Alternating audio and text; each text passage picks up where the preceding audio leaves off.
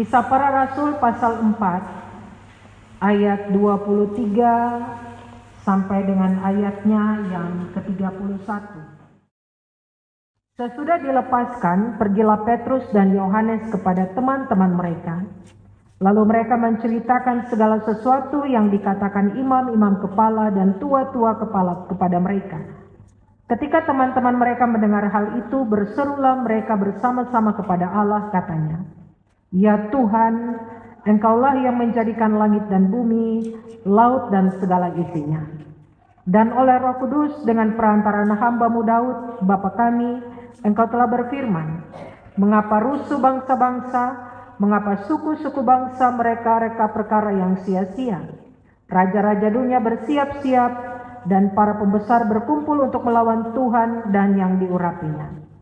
Sebab sesungguhnya telah berkumpul di dalam kota ini Herodes dan Pontius Pilatus, beserta bangsa-bangsa dan suku-suku bangsa Israel melawan Yesus, hamba-Mu yang kudus yang Engkau urapi, untuk melaksanakan segala sesuatu yang telah Engkau tentukan dari semula oleh kuasa dan kehendak-Mu. Dan sekarang ya Tuhan, lihatlah bagaimana mereka mengancam kami, dan berikanlah kepada hamba-hamba-Mu keberanian untuk memberitakan firman. Ulurkanlah tangan-Mu untuk menyembuhkan orang, dan adakanlah tanda-tanda dan mujizat-mujizat oleh nama Yesus, hamba-Mu yang kudus." Dan ketika mereka sedang berdoa, goyanglah tempat mereka berkumpul itu, dan mereka semua penuh dengan Roh Kudus, lalu mereka memberitakan firman Allah dengan berani. Demikian firman Tuhan bagi kita. Berbahagia setiap kita yang mendengarkan firman Tuhan dan mau melakukan firman ini dalam hidup kita tiap-tiap hari. Pujian kepada Kristus selama-lamanya. Amin. Shalom. Selamat pagi Bapak Ibu Saudara, anak-anak yang Tuhan Yesus kasihi. Silakan berjabat tangan kiri kanan, muka belakang Bapak Ibu. Sampaikan Tuhan mengasihi-Mu. Berikanlah senyum Bapak Ibu Saudara dan anak-anak yang bagus.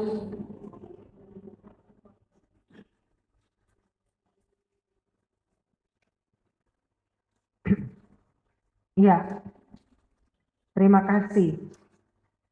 Pemberdayaan yang dikehendaki Tuhan.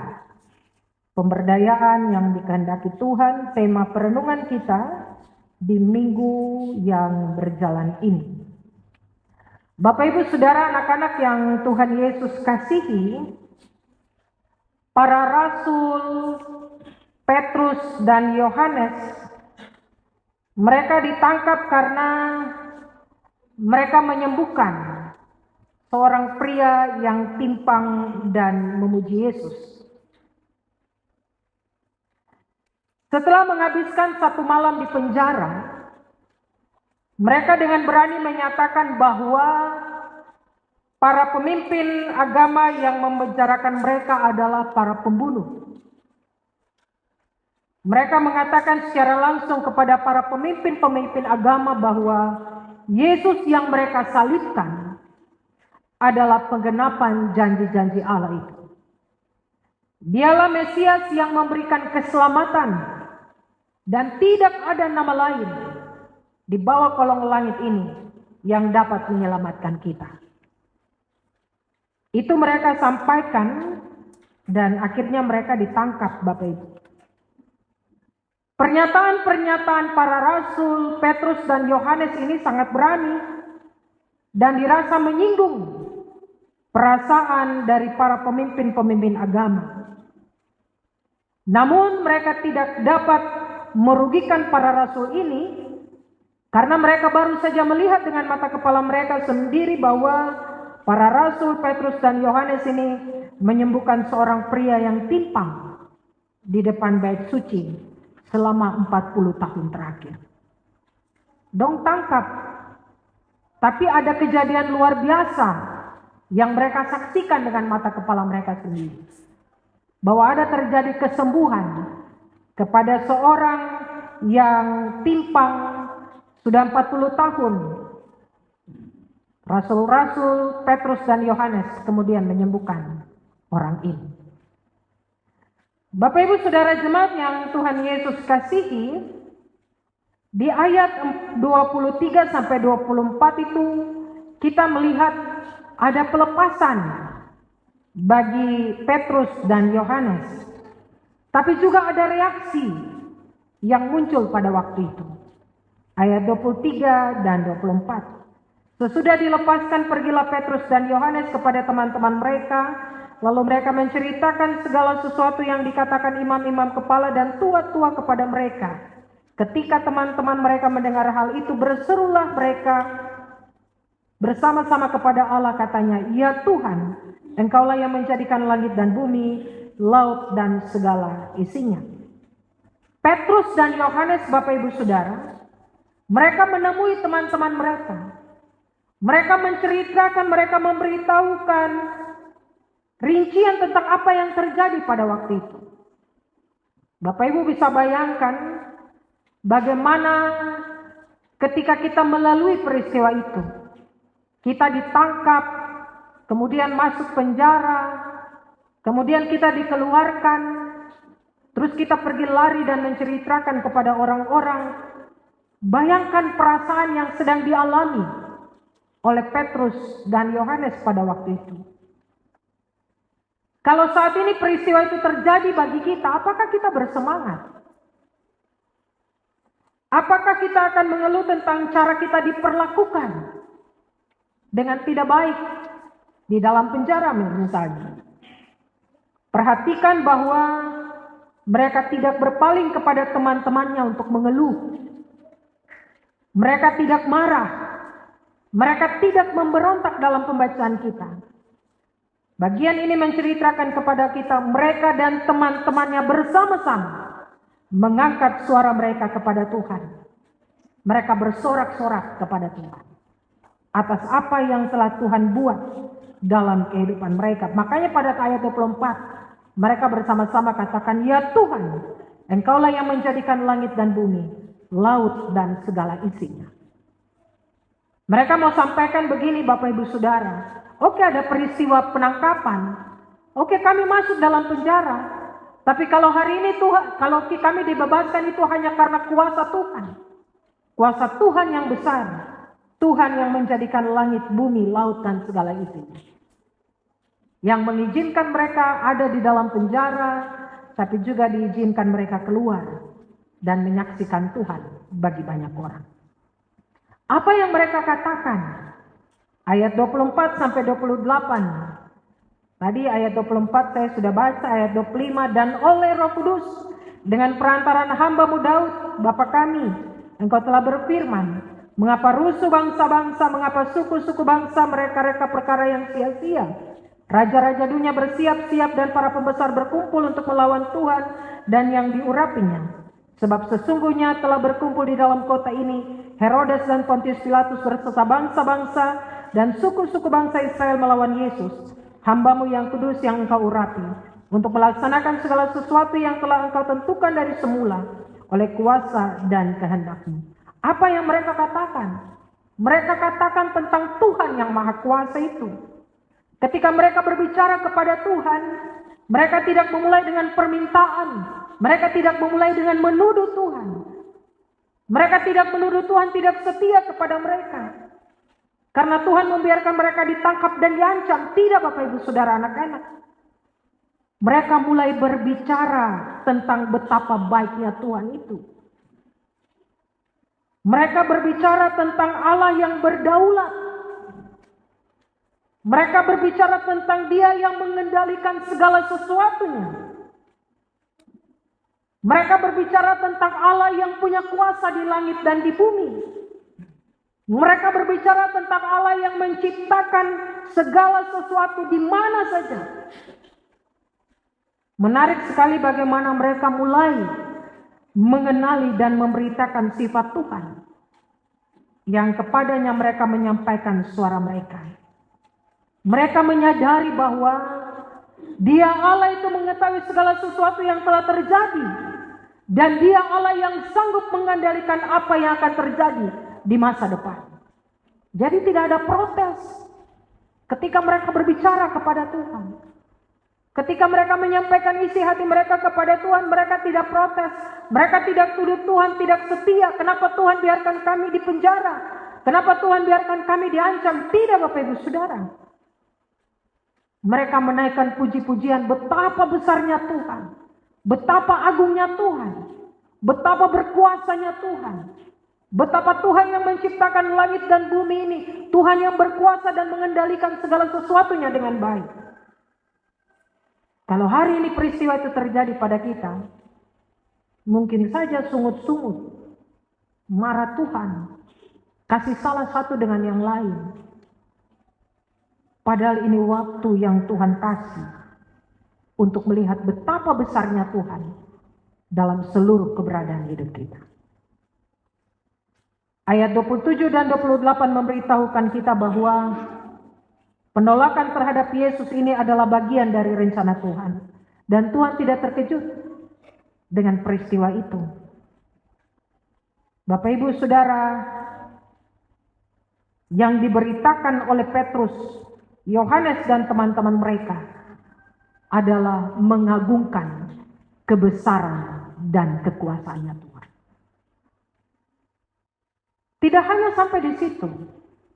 Ayat 29 sampai 30, mereka minta keberanian dari Tuhan.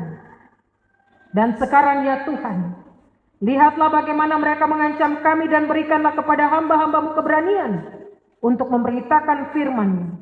Ulurkanlah tangan-Mu untuk menyembuhkan orang dan adakanlah tanda-tanda dan mujizat-mujizat oleh nama Yesus, hamba-Mu yang kudus.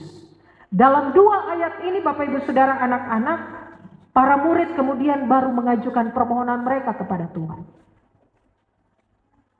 Apa mereka minta Tuhan menghentikan penganiayaan? Tidak. Apa mereka minta Tuhan hentikan pengancaman kepada mereka? Tidak. Apakah mereka ingin agar Tuhan menghancurkan musuh-musuh mereka dan membuat mereka hidup lebih mudah? Tidak. Apakah mereka minta berkat jasmani yang besar? Tidak. Apakah mereka minta hal-hal yang menurut mereka itu lebih baik? Tidak. Yang mereka hanya minta adalah berikanlah kami keberanian dan ulurkanlah tangan-Mu untuk menyembuhkan orang. Adakanlah tanda-tanda mujizat oleh nama Yesus, hamba-Mu yang kudus itu. Mereka berdoa agar Tuhan itu bekerja dengan cara yang ajaib dan nyata bagi siapapun, agar ketika orang melihat pekerjaan dan perbuatan Tuhan yang kuasa itu, orang percaya, bertobat, berbalik, dan menyerahkan diri sepenuhnya pada Tuhan. Ini yang mereka minta Bapak Ibu. Terus Tuhan tidak jawab, Tuhan respon. Ayat 31, dan ketika mereka sedang berdoa, goyanglah tempat mereka berkumpul itu, dan mereka semua penuh dengan Roh Kudus. Lalu mereka memberitakan firman Allah dengan berani. Ketika mereka menaikkan puji-pujian kepada Tuhan, mereka minta dalam sebuah permohonan mereka kepada Tuhan. Dan Tuhan respon itu dengan baik. Dan betapa tangguhnya para murid-murid ini. Mereka berbicara kepada Tuhan.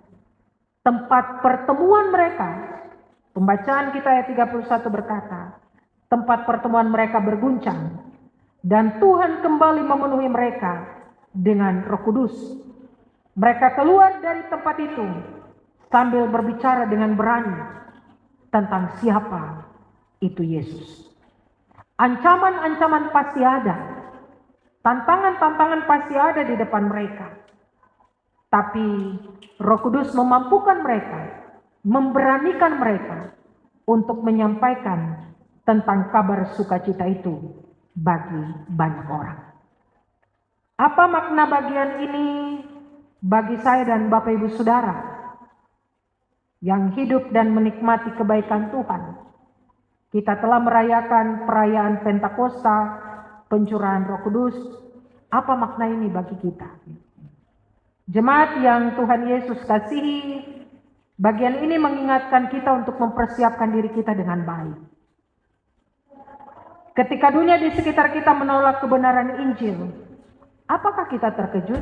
Barang itu sudah terjadi dari dulu, sekarang, mungkin besok, terus sampai selama-lamanya. Tuhan memberitahukan kita lebih dari 3.000 tahun yang lalu bahwa hal ini akan terjadi. Ada penolakan tentang Yesus. Jika kita memberitahu orang-orang tentang Yesus, mereka akan menolak.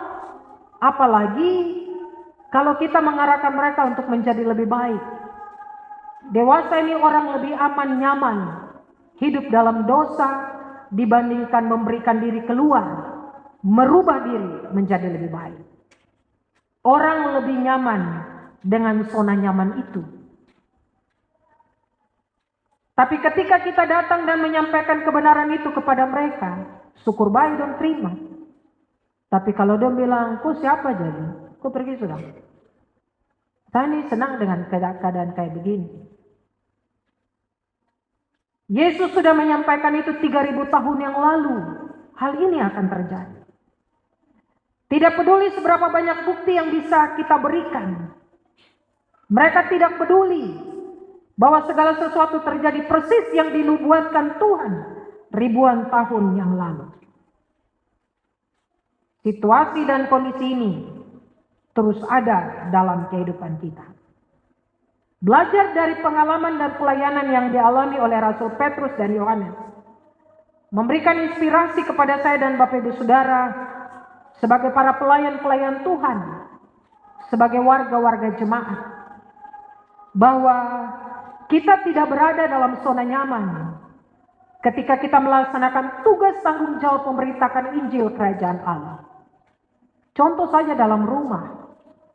Kadang mau bilang baca Alkitab saja susah toh. Mama aku baca sendiri sudah. Nanti tunggu sampai senang dulu baru saya baca. Atau bapak kau berdoa sudah kau kepala keluarga toh. Nanti sudah saya nanti saja kapan-kapan. Susah Bapak Ibu Saudara. Dan kita tidak berada dalam zona nyaman itu. Dalam melaksanakan tugas tanggung jawab pemberitaan Injil. Sudah pasti kita akan diperhadapkan dengan tantangan, hambatan, bahkan juga ada berbagai-bagai ancaman yang akan mewarnai seluruh kehidupan pelayanan kita dalam gereja ini. Tapi percayalah pasti Tuhan selalu memberikan kemenangan dan perlindungan kepada kita selaku hamba-hambanya dalam menjalankan tugas tanggung jawab pemberitaan Injil itu. Percayalah Roh Kudus akan memampukan kita, menuntun kita dalam melaksanakan tugas tanggung jawab pelayanan ini. Asalkan kita mau menjadi pribadi yang mengenal Yesus dengan baik. Seperti yang dialami dan dilakukan oleh Petrus, Yohanes dan teman-temannya. Maka Roh Kudus memampukan mereka dan memberikan keberanian untuk melakukan banyak mujizat. Yang penting kenal Yesus, bergaul karib dengan Yesus, angkat puji-pujian kepada Tuhan Yesus, agungkan Dia bahwa Dia lebih besar daripada kita. Jangan baru memulai terus sungut-sungut duluan. Mana ucapan syukur kita kepada Tuhan? Pelayanan pemberitaan Injil adalah ketika kita berbagi cerita dengan orang lain tentang suka, tentang duka yang kita alami di tengah-tengah tugas tanggung jawab pelayanan memberitakan Injil. Karena berbagi cerita suka dan duka akan saling menguatkan kita satu dengan yang lain, memberikan kita saling memberikan semangat sehingga pemberdayaan diri dan kemampuan itu diberikan Tuhan dan semuanya itu bermanfaat bagi orang lain yang membutuhkannya. Ingat Bapak Ibu Saudara, cerita dalam pelayanan gereja adalah tanda kekompakan kita, tapi juga tanda kebersamaan untuk maju bersama-sama. Berbagi cerita juga tentu bukan menyangkut kekurangan orang lain. Berbagi cerita bukan karena dia cerita dia soal kemudian itu jadi bahan konsumsi untuk saya cerita ke orang lain. Tidak begitu. Ketika dia berbagi cerita tentang pergumulannya, tentang tantangan-tantangan kehidupannya, mungkin saja ada ancaman-ancaman yang dia alami. Bapak Ibu Saudara dan saya punya tugas mendengarkannya, memberikan kekuatan kepadanya dan berdoa kepadanya. Bukan kita jadi ember bocor dan cerita orang punya masalah ke orang lain. Jangan pernah berharap orang akan percaya kepada kita.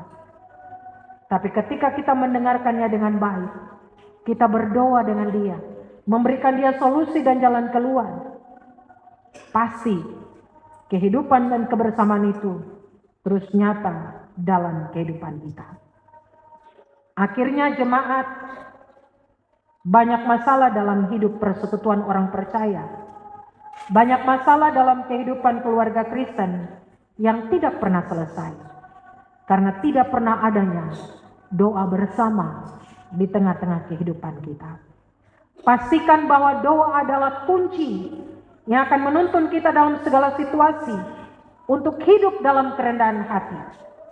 Tidak egois. Doa akan membuat kita selalu optimis dalam segala hal. Kita percaya pada tuntunan Tuhan yang akan selalu bersama-sama dengan kita. Karena kita adalah orang-orang beriman. Dan Tuhan pasti selalu memberikan jawaban itu tepat pada waktunya bagi kehidupan kita. Petrus, Yohanes, dan teman-temannya mengagungkan nama Tuhan. Mereka membuat permohonan kepada Tuhan. Dan kemudian Tuhan jawab apa yang mereka pohonkan kepada Tuhan. Bagian ini juga biarlah menjadi bagian saya dan Bapak Ibu Saudara. Sebagai orang-orang percaya milik kepunyaan Tuhan. Sebagai hamba-hamba milik kepunyaan Tuhan. Yang Tuhan percayakan kehidupan. Tapi juga tugas tanggung jawab pelayanan bagi kita semua. Tuhan memberkati firman-Nya. Tuhan menolong kita semua. Amin.